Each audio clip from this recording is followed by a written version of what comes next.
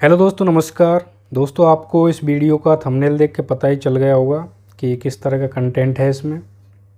और time table के बारे में हम इस पे चर्चा करने वाले हैं कि एक स्टूडेंट अपने लिए टाइम टेबल किस तरह से सेट करता है। जहाँ तक कि अब रीट का एग्ज़ाम आ रहा है, सेकंड ग्रेड का भी एग्ज़ाम आ रहा है, दिसंबर में है। फर्स्ट ग्रेड का अभी अक्टूबर में एग्ज़ाम है। और देन उन सब के बाद में रीट जो मेन एग्ज़ाम है थर्ड ग्रेड, उसका एग्ज़ाम होने वाला है। तो उस चीज़ के बारे में मेरे पास काफ़ी कमेंट भी आए थे और उन सब में मतलब एक रणनीति क्या हो सकती है कि स्टूडेंट की टीचर बनने के लिए, या उसके अलावा टाइम टेबल क्या हो सकता है कि एक बेस्ट टाइम टेबल किस तरह से सेट करे एक स्टूडेंट। तो उन सारी चीज़ों पे मैं आज डिस्कस करने वाला हूँ। तो आपके हिसाब से टाइम टेबल कैसा होना चाहिए? सपोज करो आपके पास में एक तो राजस्थान जी के है जिसके 3 पार्ट हैं, ज्योग्राफी, कला संस्कृति और एक हिस्ट्री। प्रशासनिक व्यवस्था भी आ जाता है उसमें, राजनीतिक व्यवस्था जो आता है वो भी आ जाता है, लेकिन 3 ही पोर्शन मान लीजिए आप इसके। और एक आपके पास में कोई सब्जेक्ट है, सपोज हिंदी है या संस्कृत है, मैथ साइंस मान लो। मैथ साइंस एक सब्जेक्ट है और थर्ड ग्रेड के लिए आप उसको किस तरह से सेट करने वाले हो। तो 1 घंटे ज्योग्राफी चल जाएगा। सुबह जहाँ से 7 बजे आप जागते हो तो 7 बजे 7 से 8 बजे तक ज्योग्राफी, ऐसे ही तो बनाते हो। 8 से 9 बजे तक हिस्ट्री, 9 से 10 बजे तक कला संस्कृति। देन उसके बाद में आधा घंटा रेस्ट। फिर अगर आप हॉस्टल में रहते हो या रूम पे रहते हो तो फिर खाना बनाने का टाइम हो जाता है आपका। ऐसे ही तो बनाते हो टाइम टेबल। तो दोस्तों, ये गलती नहीं करनी है। ये आपको पता है बच्चे बनाते थे पहले इस time table. 12th class, 8th class या 10th क्लास वाला जो स्टूडेंट था, जब वो उस टाइम तैयारी करता था तो उस टाइम वो इस तरह की रणनीति बनाते था और टाइम टेबल इसी हिसाब से सेट करता था अपना।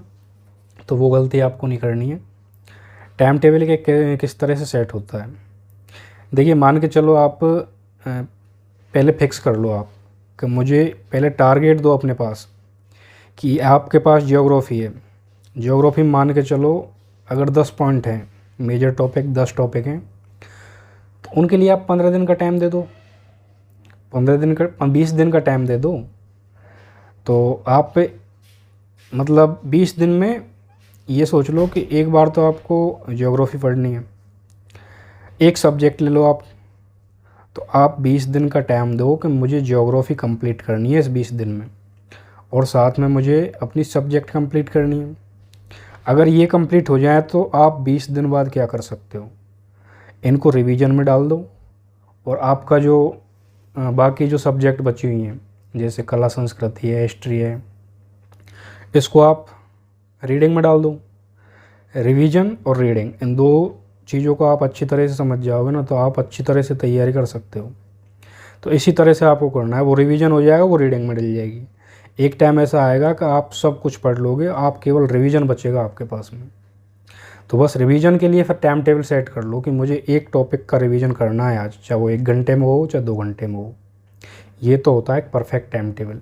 नहीं कि 1 घंटे में 7 से 8 बजे तक, 7 से 8 बजे तक क्या करोगे। एक ज्योग्राफी का स्थिति और विस्तार है, भौतिक विभाजन जो टॉपिक है, आप क्या उसको 1 घंटे में कंप्लीट कर लोगे? 1 घंटे में उसका रिवीजन कर लोगे अच्छी तरह से समझ के? नहीं कर सकते आप। तो आप उसमें 1.5 घंटे लगें या 2 घंटे लगें, उसको कंप्लीट रिवीजन करो, उसको कंप्लीट उसको पढ़ो। देन उसके बाद में अगली वो सब्जेक्ट उठाओ। अगर मान के चलो एक दिन दूसरी सब्जेक्ट को टाइम नहीं भी दे पाए आप, तो कोई फ़र्क नहीं पड़ने वाला है, आप उसका टाइम कहीं और मैनेज कर लोगे। अगले दिन आप उस सब्जेक्ट को पढ़ लोगे, इसको थोड़ा कम पढ़ लो, क्योंकि कोई टॉपिक ऐसा आ जाएगा जो ये जल्दी हो जाएगा, 1 घंटे में हो जाएगा या 1.5 घंटे में हो जाएगा, तो बाकी कि आप उसमें उस टाइम को उधर एडजस्ट कर सकते हो। तो ये है दोस्तों एक परफेक्ट रणनीति, इसी को बोलते हैं रणनीति। अगर आपका टाइम टेबल सेट हो गया तो ये एक रणनीति सेट हो गई आपकी, और आप किसी भी कंपटीशन की तैयारी कर लो, आपको बहुत मजबूत बना देगी ये रणनीति। मेरे पास एक कमेंट भी आया था, वो कमेंट मैं अभी आपको पढ़ के बताता हूँ। कमेंट है मेरे पास में, मैंने एक वीडियो डाली थी पिछली, वो कमेंट भी मैं स्क्रीन पर शो कर दूंगा आपको। कमेंट है दोस्तों, ये कोई स्टूडेंट है जो तैयारी कर रहा है, उसने बताया कि मुझे बताओ भैया, मैं रीट में तैयारी करना चाहती हूँ, मुझे टेंशन है, मैं इधर उधर भटक गई हूँ। तो आपको इस तरह से क्यों भटकना है यार, अभी टाइम काफ़ी है हमारे पास में। अभी जनवरी में प्रस्तावित है ये, तो प्रस्तावित का मतलब डेट फिक्स होगी, तो फरवरी में भी हो सकती है डेट। वो तो उसी हिसाब से सेट होगी जब RSM SSP जो बोर्ड है जो हमारी एग्ज़ाम ले रहा है, उसके पास में जब कोई डेट बची होगी, कोई खाली होगी कैलेंडर में, उसको जगह होगी परीक्षा लेने के लिए, तभी तो डिसाइड होगी। तो उसके लिए काफ़ी टाइम है हमारे पास में, तो ये इधर उधर भटकने वाली बात नहीं है। तो मैंने इसको रिप्लाई भी कर दिया था, लेकिन वहीं इसने फिर दोबारा से इसका क्वेश्चन आ गया था कि वही तो नहीं पता क्या पढ़ूँ, एक जगह से कंटेंट पढ़ाई करनी है, मैं तो पागल हो गई हूँ, अब बताओ आप, मैं कैसे क्लियर करूँ, ये जॉब मुझे चाहिए। तो भाई आपको पागल नहीं होना है। सबसे पहले तो अगर आपको जॉब चाहिए तो मैं जो बता रहा हूँ वो स्ट्रेटजी अपना लो आप। तो दोस्तों आपको क्या करना है कि सबसे पहले तो अपने नोट्स तैयार करो, 1.5-2 महीने में आपके नोट्स कंप्लीट हो जाएंगे।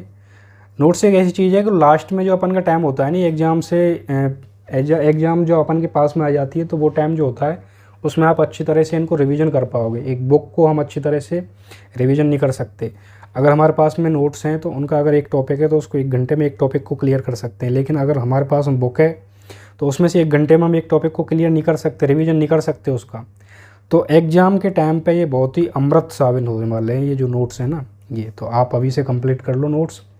और नोट्स के अलावा मेरे सामने आपको कुछ भी पढ़ने की ज़रूरत नहीं है। ये NCERT वाली जो बोलते हैं ना लोग कि NCERT पढ़ो, NCERT पढ़ो, अगर आप कोचिंग कर रहे हो तो उसमें NCERT इंक्लूड कर देगा टीचर, सारी चीज़ें आपको समझा देगा।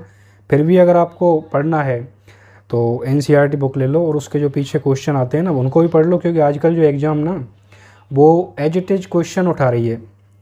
जो NCERT आपकी 9th 10th 11th और 12th की जो वो आती है ना NCERT बुक, जो राजस्थान अध्ययन की बुक चलती हैं, उनमें जो पीछे क्वेश्चन है उनको एज इट इज उठा रही है बोर्ड।